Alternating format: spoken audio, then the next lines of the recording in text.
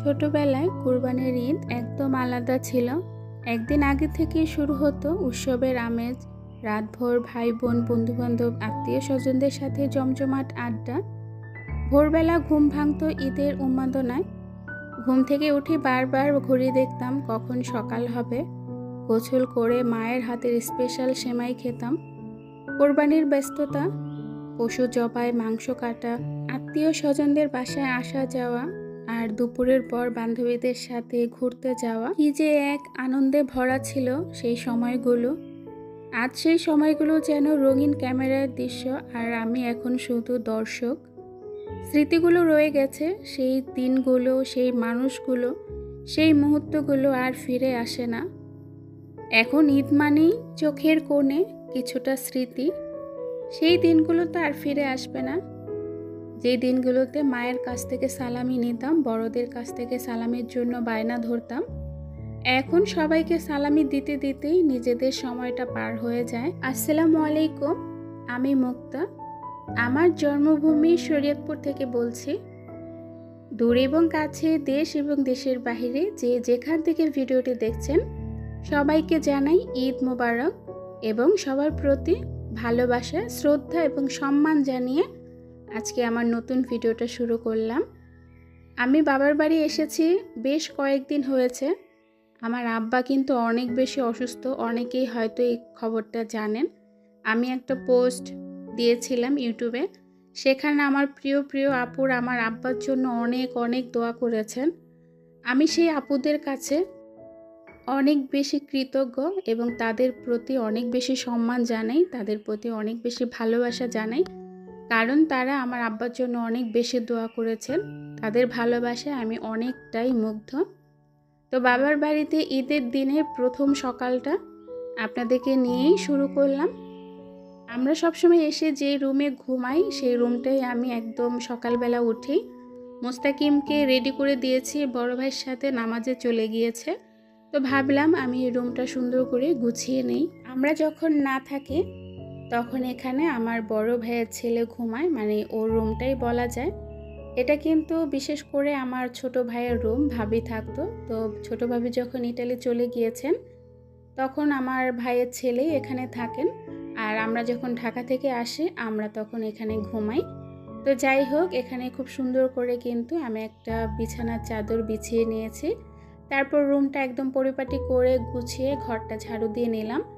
সকালবেলা ভাবি উঠে কিন্তু সব কিছু পরিষ্কার করে ঝাড়ু দিয়ে গুছিয়ে রান্নাঘরে চলে গিয়েছেন সেমাই টেমাই রান্না করার জন্য। তো আমি এখানে যেহেতু ঘুমিয়েছিলাম, তাই ভাবলাম এই রুমটা না হয় আমি পরিষ্কার করে ফেলি আর আপনাদের সাথেও শেয়ার করি। এবারের ঈদটা কিন্তু একদমই অন্যরকম। এবারের ঈদটা কিন্তু একদমই মন খারাপ নিয়ে পার করেছিলাম। এবারের ঈদে অনেকগুলো মন খারাপ একসাথে জড়ো হয়েছিল। প্রথমত আব্বা অসুস্থ ছিল, দ্বিতীয়ত মোস্তাকিমের বাবাকে ছাড়া ঈদ করেছি, তৃতীয়ত বাচ্চাদের জন্য কোনো কিছুই কেনাকাটা করতে পারি নাই, বাচ্চাদেরকে কিছুই কিনে দিতে পারি নাই। তারপরে হচ্ছে এবার আমাদের বাবার বাড়িতে কুরবানি দেওয়া হয় নাই। তো অনেকগুলা বিষয় মিলিয়ে না খুব বেশি মন খারাপ ছিল। তো আমাদের বিষয়টা হচ্ছে কি, যে স্বাদ আছে সাধ্য নাই, ওইরকম হয়েছে বিষয়টা। মোস্তাকিমের বাবার ব্যবসাটা অনেক বেশি খারাপ যাচ্ছে, তো সেজন্য বাচ্চাদের জন্য কিছুই কেনাকাটা করতে পারি নাই। জীবনে এই প্রথম মনে হয় নিজেকে ব্যর্থ মা হিসেবে মনে হচ্ছে, কারণ ঈদের টাইমে বাচ্চাদেরকে কোনো কিছু দিতে না পারা সত্যি অনেক বেশি বেদনাদায়ক, অনেক বেশি খারাপ লেগেছে। বাচ্চারা যদিও বা এটা নিয়ে মন খারাপ করে নাই, ওদের গত ঈদে যে কিনে দিয়েছিলাম তো সেটাই পড়েছিল। গত ঈদে কিন্তু আমি সোহানাকে 2টা 3 পিস দিয়েছিলাম, সেখান থেকে ও একটা 3 পিস পড়েছিল এবার ঈদে। তো সেজন্য ওরা মন খারাপ করে নাই, কিন্তু আমি মা হিসেবে অনেক বেশি মন খারাপ করেছি। আমি মনে করেছি এটা আমার ব্যর্থতা, আমি ওদেরকে দিতে পারি নাই। তো অনেকগুলো মন খারাপই ছিল, ঈদটা একদমই সাদামাটা গিয়েছে, মন খারাপ নিয়ে গিয়েছে। তো যাই হোক, অনেক কথাই আপনাদের সাথে শেয়ার করলাম, ব্যক্তিগত বিষয়গুলো। তো এখানে কিন্তু আমাদের গাছের কাঁঠাল কাটা হচ্ছে, সবাই মিলে কিন্তু আমরা খাচ্ছি দরজার সামনে বসে। সবাই মিলে কোনো কিছু খেতে কিন্তু অনেক বেশি ভালো লাগে। যদিও আমি তেমন একটা কাঁঠাল পছন্দ করি না, তো সবার সাথে শখে শখে 2-1 কোষ খেতে পারি। মোস্তাকিমের বাবা কাঁঠাল অনেক বেশি পছন্দ করেন। কাঁঠালটা যখন খাচ্ছিলাম মোস্তাকিমের বাবাকে অনেক বেশি মিস করেছি। এবার ঈদে মোস্তাকিমের বাবাকে সত্যি অনেক মিস করেছি, আর বাচ্চারাও অনেক বেশি ওর বাবার জন্য মন খারাপ করেছে, কারণ ঢাকায় একদমই একা একা ঈদ করেছে। আমরা যেদিন ঢাকা থেকে গ্রামে এসেছিলাম সেই দিনে কিন্তু কাঁঠালটা কাটা হয়েছিল। তো মোস্তাকিমের বাবা আমাদেরকে দিয়ে তারপরে কিন্তু আবার ঢাকায় চলে গিয়েছিলেন। ভেবেছিলাম মোস্তাকিমের বাবা যখন আবার আসবেন তখনই কাঁঠালটা ভাঙবো, কিন্তু কাঁঠালটা কিন্তু একদমই পেকে গিয়েছে, মোস্তাকিমের বাবার জন্য রাখা যাবে না। তো আমরা কাঁঠাল খেয়ে বাচ্চারা রেডি হয়েছে, ওরা এখন একটু ঘুরতে যাবে আমার বড় ভাবির বাড়ি। তো বড় ভাবি ওদেরকে নিয়ে তারপরে একটু ঘুরে আসবে। তো বড় ভাবির বাড়িতে যেহেতু কুরবানি দিচ্ছে, মানে ওনার বাপের বাড়িতে, তো ওরা গরু দেখার জন্য অনেক বেশি করছিল, ওদেরকে গরু দেখে আবার বাসায় নিয়ে এসেছে। ঈদের দিন দুপুরবেলা যখন 2:30-3টা বাজে তখন এমন মুষলধারে বৃষ্টি শুরু হয়েছে, আপনারা দেখলেই বুঝতে পারবেন অনেক জোরে বৃষ্টি নেমেছিল। অনেক অঞ্চলেই কিন্তু হয়েছে বৃষ্টি, আমিও দেখেছিলাম। তো সোহানা গোসল করছে, যদিও এখন বৃষ্টিতে গোসল করা ঠিক না, অনেক বেশি বজ্রপাত হয়। তো এখন বৃষ্টিতে তেমনভাবে বজ্রপাত ছিল না। তো সোহানা অনেক বেশি বায়না করছিল গোসল করার জন্য, ও গোসল করছে, আমি বসে আছি দরজার সামনে আর বসে বসে গাছের পাকা আম খাচ্ছি।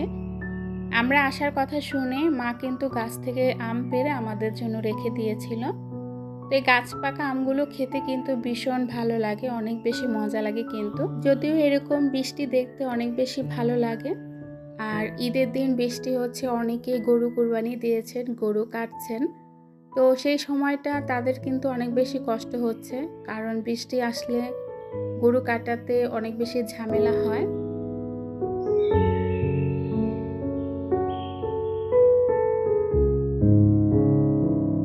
দুপুরবেলা বৃষ্টি আর বিকেলবেলা দেখেন কি সুন্দর একটা সূর্য উঠেছে।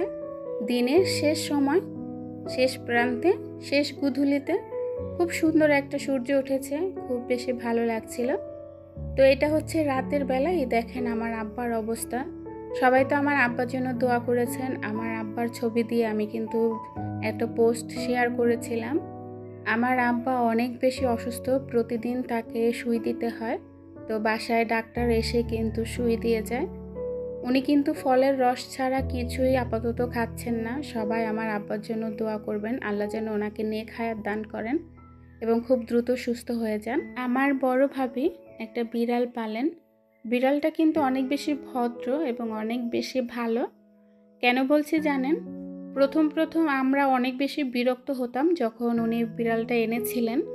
তো বিড়াল মানেই তো কোনো খাবারে মুখ দেওয়া বা কোনো কিছু খেয়ে ফেলা। যদিও আমরা জানি বিড়াল পোষা সুন্নত, আমাদের প্রিয় নবী সেও কিন্তু বিড়াল পোষতেন এবং বিড়ালকে অনেক বেশি ভালোবাসতেন।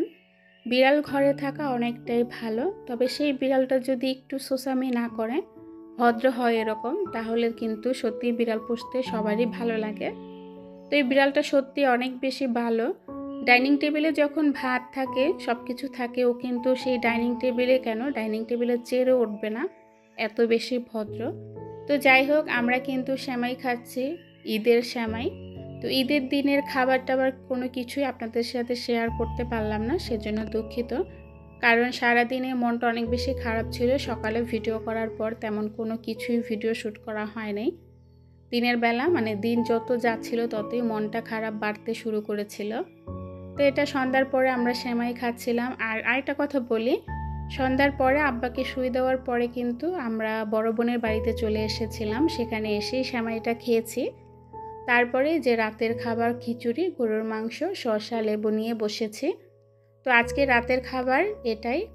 তো খিচুড়িটা অনেক বেশি মজা হয়েছিল। আমাদের বাড়িতেও কিন্তু খিচুড়ি, তারপর দেশি মুরগি, গরুর মাংস রান্না হয়েছিল, দুপুরে সেটা খেয়েছিলাম। তো ভিউয়ার্স, আমার ভিডিওটা আপনাদের কাছে কেমন লেগেছে অবশ্যই কমেন্টসে জানাবেন, এবং কে কোথায় ঈদ করছেন, কার ঈদ কেমন গেল সেটা তো অবশ্যই জানাবেন, জানতে পারলে অনেক বেশি ভালো লাগবে। আমাদের জন্য দোয়া করবেন এবং আপনাদের জন্য রইল অনেক অনেক দোয়া এবং ভালোবাসা। আশা করি সবাই সবার পরিবারের সাথে খুব ভালো সময় কাটান, সবার পরিবারের মানুষগুলো অনেক ভালো থাকুক। আজ এখান থেকে বিদায় নিব। আল্লাহ হাফেজ, আসসালামু আলাইকুম।